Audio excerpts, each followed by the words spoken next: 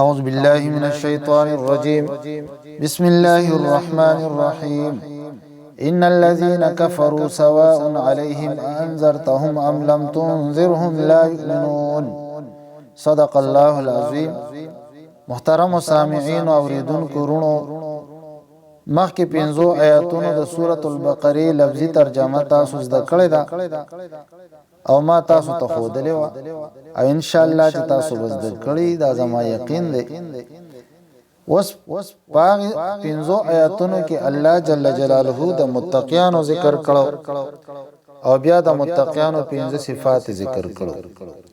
په دې آیاتونو کې الله جل جلاله د کافرانو ذکر کوي چې کافران څوک دي، او دا 2 آیاتونه دي چې دې کې د کافرانو ذکر دی، بیا ورپسې د منافقانو ذکر کوي او هغه په ډیرو آیاتونو کې ذکر کوي.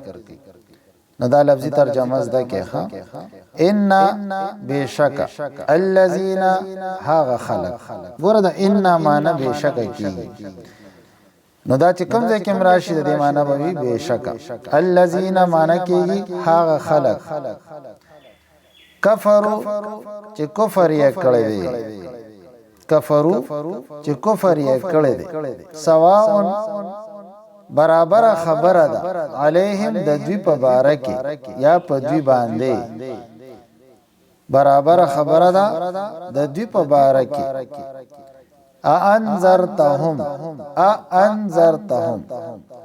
کته او یروي دوی لرا انذار، انذار ویل شي يرولتا.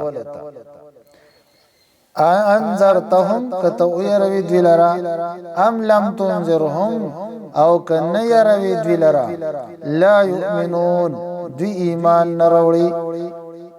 یؤمنون معنی مخکې تیر شو ایمان وروړي، یؤمنون بما انزل کې تیر شو چې ایمان لري، او دلته کې لا پراغله دی، نو دا لا د نفي د پاره دی.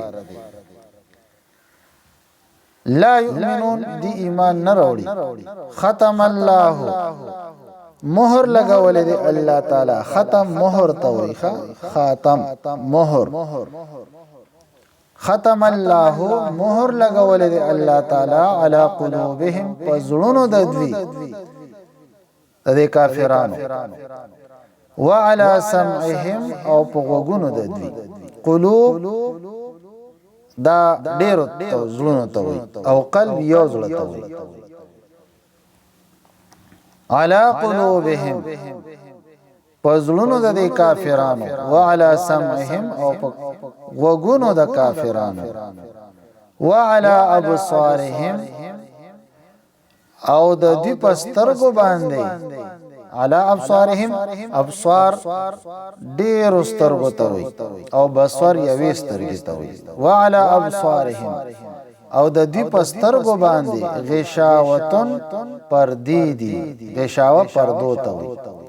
ولهم او دوی د پاره عذاب دی، عظیم لوی، عظیم لوی ته وي. ولهم دوی د پاره عذاب عظیم لوی عذاب دی. بیا ورته وښه ان بشک الذين هاغه خلق کفرو چې کفر یې کړی دی، سواء برابر خبره ده علیهم دوی بارکه د دوی بارکه.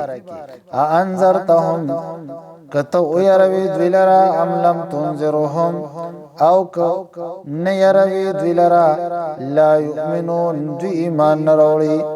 ختم الله مهر لګولې دی الله تعالی علی قلوبهم پزړونو د دوی باندې د کافرانو باندې، پزړونو د کافرانو باندې. وعلى سمعهم او په غوګونو د دوی باندې، په غوګونو د کافرانو باندې. وعلى ابصارهم او د کافرانو پسترګو باندې، او د دوی پسترګو باندې یعنی د کافرانو پسترګو باندې غشاوتن پردې دي. ولهم عذاب عظیم، ولهم او دوی د پاره عذاب دی، عظیم لوی. نو دا 2 آیاتونه دي، په دې کې د منافق کافرانو ذکر الله جل جلاله کو، او دوی د پاره مکمل فیصله الله جل جلاله مؤمنانو ته سناو کړه وورولا چې کافرانو ایمان راوړل نو بیا دې د پاره لوی عذاب دی چې دا غین راوتل نشته. الله دې موږ د کفر نه اوساتي. رستو آیاتونو کې ورپسې د منافقانو ذکر دی ان شاء الله په بل درس کې درته وایم.